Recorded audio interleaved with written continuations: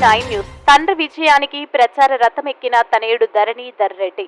కర్నూలు జిల్లా మంత్రాలయ మండలంలోని వగరూరు తిమ్మాపురం గ్రామాల్లో ఎమ్మెల్యే బాలనాగిరెడ్డి తనయుడు ధరణీధర్ రెడ్డి ప్రచారం నిర్వహించారు. బాణసంచాలు పేలుస్తూ గజమాలతో ఘన స్వాగతం పలికారు. ఈ కార్యక్రమంలో మండల సలహాదారుడు విశ్వనాథరెడ్డి, భీమారెడ్డి, ఒకరు గ్రామ సర్పంచ్ లింగారెడ్డి, సయ్యద్ సజ్జద్ పాషా ఖాద్రి పాల్గొన్నారు. అనంతరం 4వసారి కూడా తన తండ్రిని అత్యధిక మెజార్టీతో గెలిపించాలని కోరారు. కుటుంబ సభ్యుల తర్వాతే పార్టీ కార్యకర్తలని తెలియజేశారు. తమపై చూపే అభిమానం చూస్తే ఖచ్చితంగా 4వసారి గెలవడం జరుగుతుందని తెలియజేశారు. స్థానిక చెరువు కట్ట లక్ష్మీ నరసింహస్వామికి రోడ్డు నిర్మాణం చేస్తామని తెలియజేశారు. ముస్లింల శ్మశాన వాటికకు ముఖద్వారానికి 50,000 రూపాయలు, అదేవిధంగా శ్రీ శ్రీ దస్తగిరి స్వామి గంధ మహోత్సవ షెడ్డు నిర్మాణం కొరకు 1,50,000, మారెమ్మ గుడి నిర్మాణం కొరకు, చర్చి నిర్మాణం కొరకు అన్ని విధాలుగా సహాయ సహకారాలు అందిస్తామని తెలియజేశారు. తమ గ్రామ సమస్యలు ఏమైనా ఉంటే తమ దృష్టికి తీసుకురావాలని తెలియజేశారు. ఈ కార్యక్రమంలో పెద్ద ఎత్తున వైఎస్ఆర్సీపీ నాయకులు, కార్యకర్తలు, శ్రేణులు, గ్రామ ప్రజలు పాల్గొన్నారు. MG9 న్యూస్ తో మంత్రాలయం టౌన్ రిపోర్టర్ మక్బుల్ బాషా. మనకేం కావాలో అభివృద్ధి కావాలా. ఈరోజు 2 పూట్లు మీరు తృప్తిగా తిని హ్యాపీగా మీ పెండ్లాం పిల్లలతో ఉండేది కావాలి. కానీ మనకు ఫ్రాక్షన్ గొడవలు, మనకి రాజకీయ కక్షలు కాదు మనకు ఉండాల్సింది. అన్నదమ్ములుగా బతుకుదాం. ఎలక్షన్ అయిపోతేనే మనం అందరం ఒకటే. మరి ఊరు కలిసి అందరూ డెవలప్ చేసుకుందాం.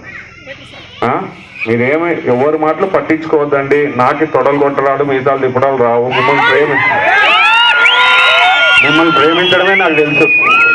తొడగొట్టేవాని ముందు కొడతాను, అందరి ముందు కొట్టడం. ఎవడన్నా తొడగొట్టాలనుకున్నా, మీసాలు తిప్పాలనుకున్నా మా సోమ బుధాని పాపం పెద్ద గ్రౌండే కట్టించినాడు ఎమిగినూరులో. మనకి ఎవడన్నా ఆడు కొట్టాలంటే రావచ్చు, ఆడ నేను కూడా రెడీ కొట్టేకి. ఈడ మాత్రం ఊర్లో నాకు కష్టం లేవాలని ఆలోచన.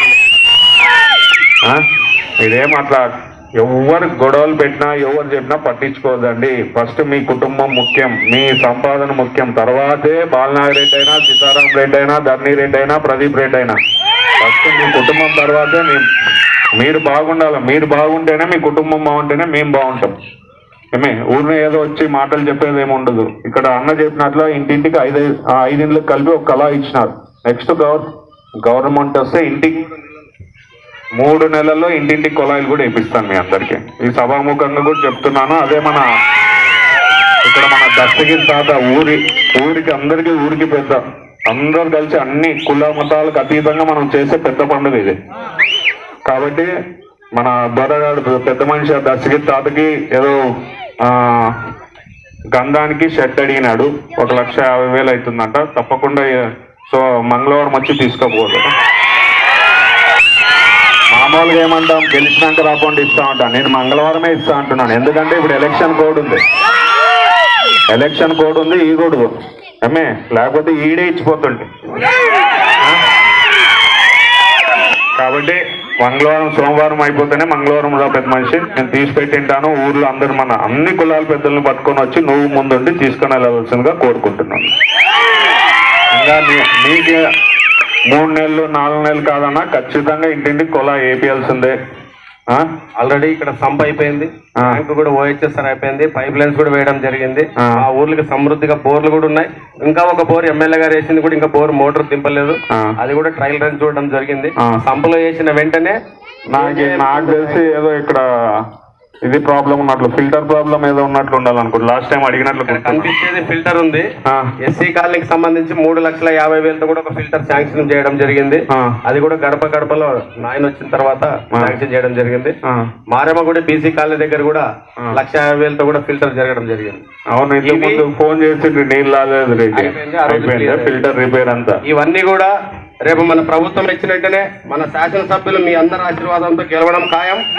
ఆ రోజు ఎమ్మెల్యే అందుబాటులో లేకపోతే ఇదే మాదిరిగా మళ్ళీ మన యువనేతని ధరణి రెడ్డిని పిలుచుకొని 4 నెలల్లో ప్రతి ఒక్క ఇంటికి కుళాయి ఇచ్చి ఓపెనింగ్ కి పిలుస్తారని రసీర సాక్షిగా సభాముఖంగా ఒకటి నేను ఇంకోటి కూడా మాటిస్తున్నాను. ఇది నేను మొక్కోయింది, మరి మీ అందరి ఆశీర్వాదం కూడా ఉండాలి దానికి.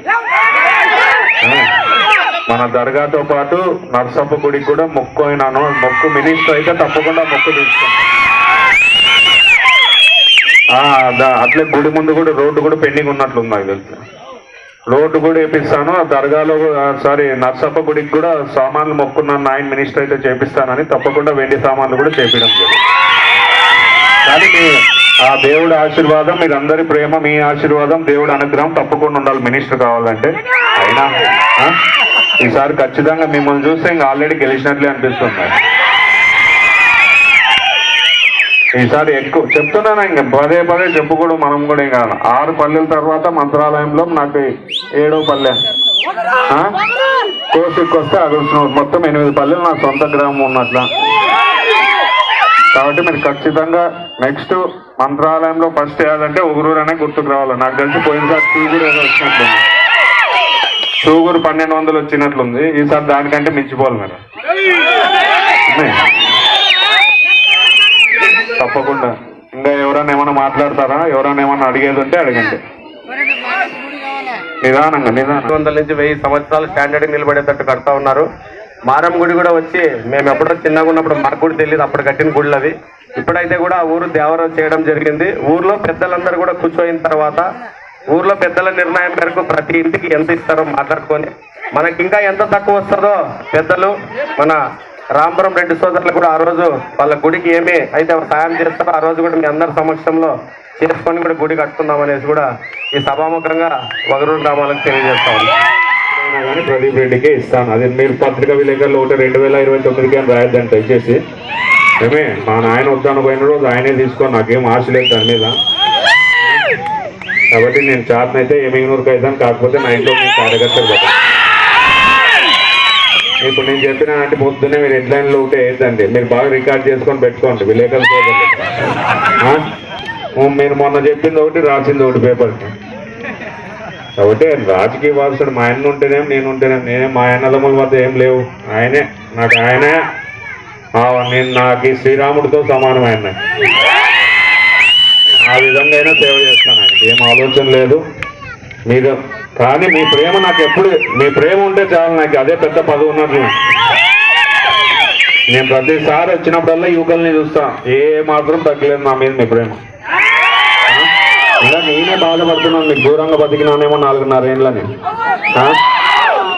తప్పకుండా ఇప్పటి నుంచి మీకు ప్రతి చోట అందుబాటులో రాంపురంలోనే ఉంటాను. సాధ్యమైనంత వరకు లేదా ఎమ్మెనూరులో ఉంటాను. ఈ 2 తాలూకాలు దాటి ఎక్కడికి పోను. ఇంకా ఏమన్నా ఉంటే సమస్యలు ఉంటే చెప్పండి.